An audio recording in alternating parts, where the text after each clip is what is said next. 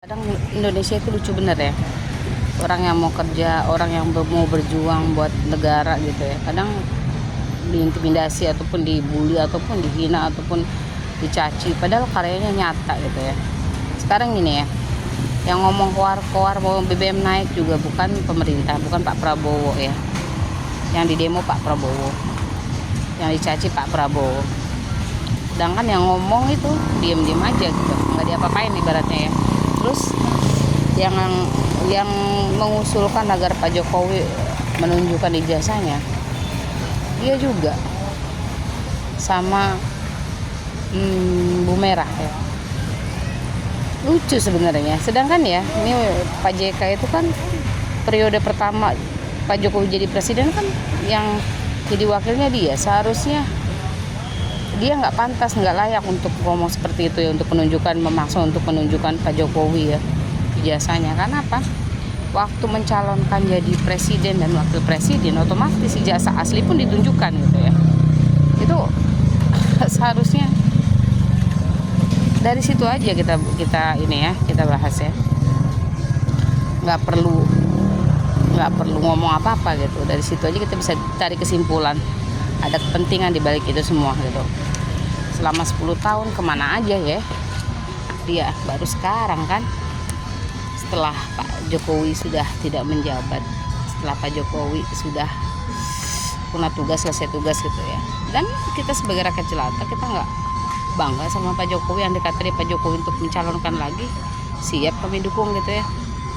Dan untuk kepemimpinan Pak Prabowo, kami dukung banget gitu. Malah ada yang memecah belah untuk memisahkan antara Pak Prabowo dan Mas Gibran.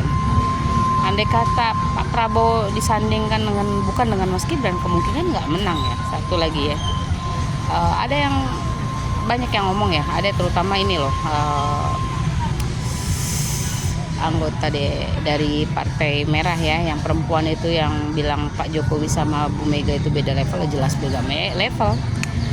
Pak Jokowi perintis dia hebat loh, perintis, bukan kalangan orang hebat, boleh dibilang orang biasa banget ya, rakyat jelata, tapi jadi presiden 10 periode dengan prestasi yang luar biasa. Sedangkan dia pewaris, dia itu kan anaknya Pak Soekarno ya. Kalau andai kata ya, kalau dibandingkan dengan kita, sama aja istilahnya, sama anaknya Pak Soekarno, makanya dia hebat gitu. Dan mana sih ya, bukan menghina ya, kayaknya Indosat aja kejual kok.